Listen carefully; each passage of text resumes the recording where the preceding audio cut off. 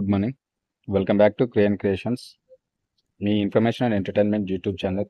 This is for Chandu. ఈరోజు మీరు already తమ్ముళ్ళు చూసారు కదా, బీసీసీఐలో ఉద్యోగాలు ఉన్నాయి, లక్షల్లో జీతం ఉంటుంది. సో దీనికి సంబంధించినటువంటి ఫుల్ డీటెయిల్స్ వీడియో అనేది ఇప్పుడు ఇందులో ఎక్స్ప్లెయిన్ చేస్తాను ఇప్పుడు. సో స్కిప్ చేయకుండా కంప్లీట్గా చూడండి. ఎవరికైతే ఎలిజిబిలిటీ ఉంటే మాత్రం కంపల్సరీ అప్లై చేసుకోండి. మంచి ఛాన్స్ అనమాట, big opportunity for this. So నా వీడియోస్ కొత్త వ్యూవర్స్ ఎవరైనా ఉంటే కంపల్సరీ సబ్స్క్రైబ్ చేసుకొని బెల్ ఐకాన్ క్లిక్ చేసి పెట్టుకోండి. నేను చేసేటువంటి ఇన్ఫర్మేటివ్ వీడియోస్ అనేవి మీకు నోటిఫికేషన్ రూపంలో వచ్చేస్తాయి, మిస్ కాకుండా చూడొచ్చు. పాత వాళ్ళైతే నా వీడియోస్ని షేర్ చేయండి, లైక్ చేయండి, నాకు సపోర్ట్ చేయండి. సో డైరెక్ట్ అయితే వీడియోలోకి వెళ్ళిపోతాం. కొంచెం లెంతీగా ఉంటుంది, బట్ అయితే స్కిప్ చేయకుండా అయితే చూడండి. నేనైతే షార్ట్గానే ఎక్స్ప్లెయిన్ చేస్తాను. చూద్దాం మరి. బీసీసీఐలో ఉద్యోగాలు, లక్షల్లో జీతం, మంచి ఛాన్స్, ఎప్పుడు అప్లికేషన్ చేసుకోండి. సో అయితే మంచి జీతం అంట.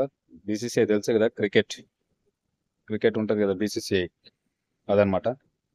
బీసీసీఐ బెంగళూరులోని ఎక్సలెన్సీ సెంటర్ భారత మహిళల జట్టు కోసం హెడ్ ఫిజియోథెరపిస్ట్, ఎస్ఎన్సి కోచ్ పోస్టులకు దరఖాస్తులు కోరుతుంది.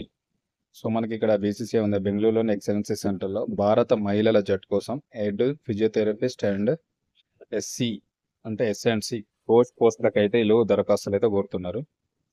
అర్హతలు, బాధ్యతలు నోటిఫికేషన్లో తెలిపారు. అనుభవం, సర్టిఫికేట్, ముఖ్యమైన అర్హతలు. ఏప్రిల్ 30, 2025 వరకు దరఖాస్తు చేసుకోవచ్చు. పూర్తి వివరాలు ఇప్పుడైతే మనం చూద్దాం నెక్స్ట్ కంప్లీట్గా. సో మనకైతే వీళ్ళు నోటిఫికేషన్లో ఫుల్ డీటెయిల్స్ అయితే ఇచ్చారంట. అక్కడ అనుభవము, సర్టిఫికేట్స్, దీనికి సంబంధించిన పూర్తి డీటెయిల్స్ ఉన్నాయి. దానికి సంబంధించి మీరు వెబ్సైట్లో చూడొచ్చు. అదేవిధంగా మనకు ఈ లాస్ట్ డేట్ ఎప్పుడు అంటే ఏప్రిల్ 30, 2025 వరకు అయితే దరఖాస్తు చేసుకోవాలి. ఈ మంత్ ఎండింగ్ వరకు అయితే దరఖాస్తు చేసుకోవాలి. టైం అయితే తక్కువ ఉంది, తొందరగా అయితే ఎవరైనా ఛాన్స్ ఉన్న వాళ్ళైతే అప్లికేషన్ చేసుకోండి. బీసీసీఐ పలు పోస్టులకు అర్హుల నుంచి అయితే దరఖాస్తులు ఆహ్వానించింది.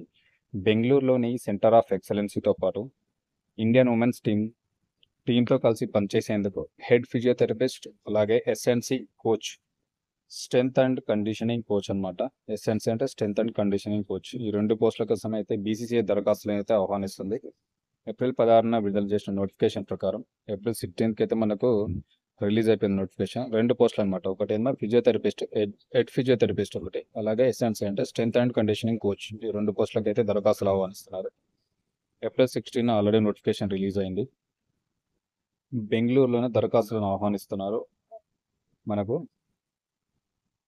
అయితే ఇది మెయిన్గా ఉమెన్స్ జట్టుకు సంబంధించింది అనమాట. మెయిన్గా ఇది బెంగళూరులోని అత్యాధునిక బీసీసీఐ సెంటర్ ఆఫ్ ఎక్సలెన్సీ సిఓఈలో, అలాగే ఇండియన్ సీనియర్ ఉమెన్స్ టీం ఆడే మ్యాచ్లకు పనిచేసేందుకు head physiotherapist, strength and conditioning coach పోస్టులకు అప్లై చేసుకోవాల్సిందిగా కోరిందనమాట.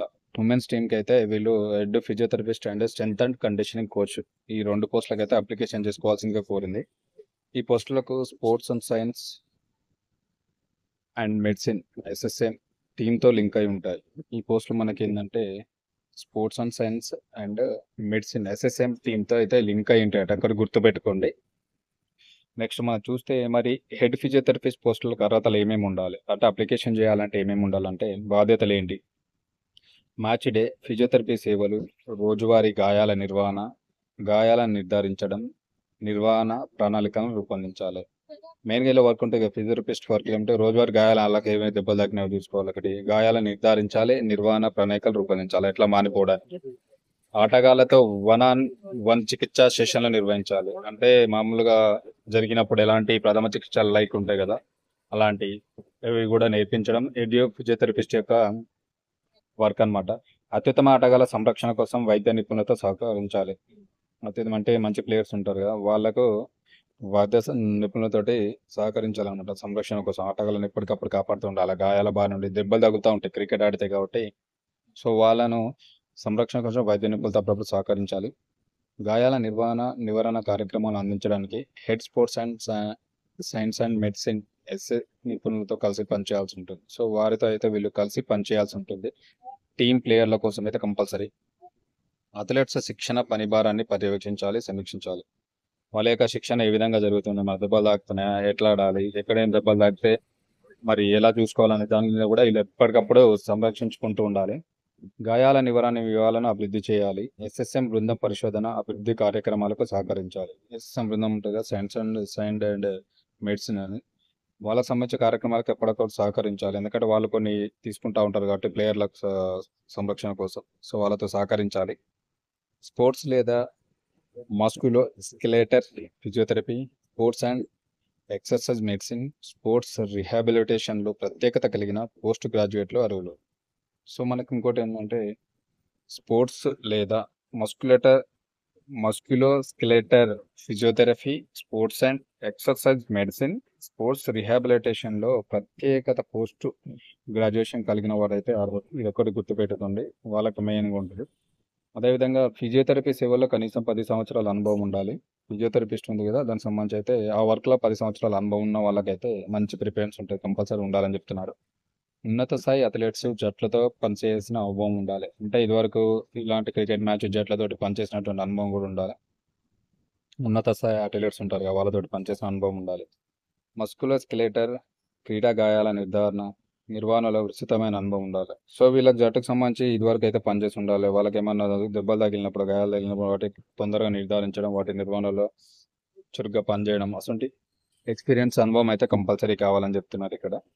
Advanced life support and trauma management certification గత 2 సంవత్సరాలకు. సో, దీనికి సంబంధించినటువంటిది ఒకటి అడుగుతున్నారు. Advanced step life support and trauma management certification. So, ఇది గత 2 సంవత్సరాలకు మేబీ వీళ్ళకు వర్క్ చేసిన వాళ్ళకి ఉంటదొచ్చు. సో, అది కూడా ఉండాలని చెప్తున్నట్టున్నారు. గుర్తుపెట్టుకోండి. స్ట్రెంత్ అండ్ కండిషనింగ్ కోచ్ బాధ్యతలు, అర్హతలు. ఎస్ఎన్‌సి అని చెప్పాంగా ఇందాక. దానికి సంబంధించినటువంటి అర్హతలు ఏముండాలి మరి? ఇంతసేపు అయితే ఫిజియోథెరపిస్ట్‌కి ఉండాల్సిన అర్హతలు అవి. వాళ్ళ వర్క్ ఏంటిదనేది. ఇప్పుడు స్ట్రెంత్ అండ్ కండిషనింగ్ కోచ్ బాధ్యతలు మరి ఏముండాలి అనేది ఇప్పుడు చూద్దాం. వాళ్ళ అర్హతలు ఏంటి? మ్యాచ్ డే ఎస్ఎన్‌సి సేవలను అందించాలి. వార్మప్, ప్రీ గేమ్ సన్నాహాలను నిర్వహించాలి. సో, వాళ్ళకైతే మ్యాచ్ జరుగుతున్న ముందు రోజు గాని ఆనాడు వార్మప్ చేపియాలి. ఫ్రీ గేమ్ సన్నాహాలు ఎలా ఆడాలని నిర్వహించాలి. వారి బాధ్యత. ఆటగాళ్ళ కోసం అనుకూలీకరించిన ఫిట్‌నెస్ ప్రోగ్రామ్‌లను రూపొందించాలి. అంటే వాళ్ళకు ఫిట్‌నెస్‌ను అయితే డెవలప్ చేస్తా ఉండాలి డైలీ మ్యాచ్ కోసం అయితే. అదొకటి గుర్తుపెట్టుకోవాలి కంపల్సరీ. వాటికి సంబంధించిన ప్రోగ్రామ్‌లను వీళ్ళు రూపొందించాలి. క్రమ తప్పకుండా ఫిట్‌నెస్ పరీక్ష కార్యక్రమాలను అమలు చేయాలి. సో, ప్లేయర్‌లకైతే కంపల్సరీ ఫిట్‌నెస్ అనేది చెక్ చేస్తా ఉండాలి. ఫిట్‌నెస్‌గా ఉండాలిడా ప్లేయర్ అని చెప్పేసి వాళ్ళైతే డైలీ చెక్ చేయాల్సిన బాధ్యత కూడా ఎస్ఎన్‌సి వాళ్ళకే ఉంటదనమాట. స్ట్రెంత్ అండ్ కండిషనింగ్ కోచ్ వాళ్ళ బాధ్యతలనమాట. గుర్తుపెట్టుకోవాలి. వ్యక్తిగత అథ్లెట్ల శిక్షణ పని భారాలను పర్యవేక్షించాలి. వ్యక్తిగతంగా ఉన్నటువంటి అథ్లెట్స్ ఉంటాయి. వాళ్ళ యొక్క శిక్షణ పని భారం అంటే ఎక్కువ పని పడకుండా, భారం పడకుండా పర్యవేక్షించాలి. తగిన గాయం నివారణ అభివృద్ధి చేయాలి. అంటే దెబ్బ తగిలినప్పుడు దానికి సంబంధించిన నివారణ తొందరగా అయ్యేటట్టు సంబంధించి అభివృద్ధి అయితే చేయాల్సి ఉంటుంది వర్క్. శిక్షణ మ్యాచ్ల కోసం ఆటగాళ్ళ ఫిట్‌నెస్ స్థితి నివేదికలను అందించాలి. వాళ్ళకి ఏ విధంగా శిక్షణ ఇచ్చినాం, మ్యాచ్ల కోసం వాళ్ళ యొక్క ఫిట్‌నెస్ ఎలా ఉందని చెప్పేసి ఫిట్‌నెస్ రిపోర్ట్ కూడా ఇయ్యాల్సి ఉంటది. ఎప్పటికప్పుడు అందించాల్సి ఉంటది మ్యాచ్‌కు ముందే. దాన్ని బట్టే కదా ప్లేయర్లు ఎవరెవరు ఫిట్‌నెస్ ఉన్నారో లేదో తెలుస్తా ఉంటది కాబట్టి. ఆటగాడి పనితీరును మెరుగుపరచడానికి ప్రభావవంతమైన రికవరీ వ్యూహాలను అమలు చేయాలి. సో, ఆటగాళ్ళను అంటే మళ్ళీ ఇంకా మంచిగా ఆడటానికి వాళ్ళనైతే వీళ్ళు దాని పరంగా అయితే వీళ్ళు తయారు చేయాల్సి ఉంటది. అంటే సంబంధించి వీళ్ళ యొక్క శిక్షణను వాళ్ళు అంత చేయాలి. ప్రభావవంతమైన రికవరీ వ్యూహాలను వాళ్ళకి ఇస్తా ఉంటే వాళ్ళు అంత మంచిగా ఆడడానికి అయితే వాళ్ళు కూడా చేస్తా ఉంటారు. అది కూడా గుర్తుపెట్టుకోవాలి. ఎస్ఎస్ఎం బృంద పరిశోధన, అభివృద్ధి కార్యక్రమాలకు సహకరించాలి. కంపల్సరీ ఎస్ఎస్ఎం వాళ్ళకైతే వీళ్ళు సహకరించాల్సి ఉంటది. ఎస్ఎన్‌సి లేదా స్పోర్ట్స్ ఫిజియాలజీ, సైన్స్‌లో స్పెషలైజేషన్ కలిగి ఉండాలి. ఎస్ఎన్‌సి లేదా స్పోర్ట్స్ ఫిజియాలజీ లేదా సైన్స్‌లో స్పెషలైజేషన్ కలిగి ఉండాలి. అర్హత అనమాట ఇది. దీనికి అప్లై చేయాలంటే ఇది కంపల్సరీ ఉండాలి. ఎస్ఎన్‌సి సేవలో కనీసం 7 సంవత్సరాల అనుభవం ఉండాలి. గుర్తుపెట్టుకోండి. ఎక్స్‌పీరియన్స్ అయితే 7 ఇయర్స్ అడుగుతున్నారు. ఎస్ఎన్‌సి పోస్ట్‌కి అప్లై చేయాలంటే. ఉన్నత స్థాయి అథ్లెట్స్ జట్టుతో పనిచేసే అనుభవం ఉండాలి. ఎవరైతే ఉన్నత స్థాయి అథ్లెట్స్ అని జట్లు ఉంటాయి కదా! వాళ్ళతోటి అయితే వీళ్ళు ఆల్రెడీ ఎస్ఎన్‌సి కోచ్‌గా పనిచేసిన అనుభవం కూడా మస్ట్ అని చెప్తున్నారు ఇక్కడ గుర్తుపెట్టుకోండి. ఎస్ఎన్‌సి కార్యక్రమాల రూపకల్పన, అమలు, పర్యవేక్షణలో అనుభవం. కంపల్సరీ కార్యక్రమాలు రూపొందించాలి. అటు అమలు చేయాలి. పర్యవేక్షణ అనుభవం కంపల్సరీ ఉండాలని చెప్తున్నారు గుర్తుపెట్టుకోండి. క్రీడా గాయాల నిర్వహణలో పునరావాస నిపుణులతో కలిసి పనిచేసిన అనుభవం కూడా ఉండాలి. అంటే ఆటలాడేటప్పుడు వాళ్ళ గాయాలైతాయిగా వాటి నిర్వహణలో పునరావాస నిపుణులతో అంటే ఇతర వైద్యులు ఉంటారుగా వాళ్ళతో కలిసి పనిచేసినటువంటి అనుభవం కూడా ఉండాలని చెప్తున్నారు. Basic life support and trauma management certificate గత 2 సంవత్సరాలు. కంపల్సరీ వీళ్ళకి కూడా basic life support and trauma management certificate కూడా ఉండాలని చెప్తున్నారు 2 సంవత్సరాలకు. గుర్తుపెట్టుకోండి. ఈ 2 పోస్టులు బెంగుళూరులోని సెంటర్ ఆఫ్ ఎక్సలెన్స్‌లోని head sports and science and medicine head coach team India senior ఉమెన్‌కు నివేదించాలి. వాళ్ళకి మాత్రం అక్కడ ఈ కోచ్‌లనైతే తీసుకుంటున్నారు గుర్తుపెట్టుకోండి. 2 పోస్టుల పదవీకాలం వచ్చేసి మనకు 2 సంవత్సరాలు ఉంటుంది, గుర్తుపెట్టుకోండి. అర్హత గల అభ్యర్థులు ఏప్రిల్ 30, 2025 సాయంత్రం 5 గంటల లోపు అయితే ఈ క్రింది లింక్ ద్వారా తమ దరఖాస్తులను సమర్పించాల్సి ఉంటుంది. గుర్తుపెట్టుకోండి, లింక్ అయితే head physiotherapist strength and conditioning coach అనమాట. సో అక్కడ క్లిక్ చేసి మీరు ఆప్షన్లోకి వెళ్తే అక్కడ మీకు ఉంటుంది, దానికి సంబంధించి అప్లికేషన్ చేయాల్సి ఉంటుంది. అక్కడ మీరు గుర్తుపెట్టుకోండి. సో దరఖాస్తులు స్క్రీనింగ్ షార్ట్ లిస్ట్ చేసిన తర్వాత అభ్యర్థులకు పర్సనల్ ఇంటర్వ్యూ నిర్వహిస్తారు. మీరు అప్లికేషన్ చేసిన తర్వాత వాటి స్క్రీనింగ్ చేసి షార్ట్ లిస్ట్ చేస్తారు. మీరైతే షార్ట్ లిస్ట్ చేసిన తర్వాత ఎవరైతే షార్ట్ లిస్ట్ అవుతారో వాళ్ళ అభ్యర్థులు అయితే కంపల్సరీ పర్సనల్ ఇంటర్వ్యూ ఉంటుంది. కంపల్సరీ షార్ట్ లిస్ట్లోనే మీ వెరిఫికేషన్ అయిపోతుంది, సర్టిఫికేషన్ వెరిఫికేషన్. తర్వాత షార్ట్ లిస్ట్ చేసి ఎంపిక చేస్తారు. సో ఎవరైతే ఎలిజిబిలిటీ ఉన్నారో కంపల్సరీ అయితే అప్లై చేసుకోండి. మంచి ఛాన్స్. 2 years పదవి కాలం అంట. 2 పోస్టులు ఉన్నాయి ఇక్కడ మనకు.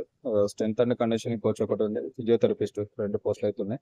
సో ఇంట్రెస్ట్ ఉన్న వాళ్ళు అయితే ఎవరైతే ఎలిజిబిలిటీ ఉంటారో కంపల్సరీ అప్లై చేసుకోండి. ఇన్ఫర్మేషన్ అండ్ వీడియో నచ్చితే కంపల్సరీ లైక్ చేయండి. లైక్ చేయడం అయితే మర్చిపోద్దు. చాలా మంది చూస్తున్నారు కానీ లైక్ చేయట్లేదు. సో మీకు ఎలాంటి ఇన్ఫర్మేటివ్ వీడియో కావాలో నాకు కామెంట్ బాక్స్లో కామెంట్ చేయండి. అలాంటి వీడియో చేయడానికి నేను కూడా ప్రయత్నం చేస్తాను. Thank you very much. మరొక మంచి ఇన్ఫర్మేటివ్ వీడియోతో అయితే మళ్ళీ మీ ముందుకు వస్తాను. మీ క్రియాన్ creations. This is for Chandu.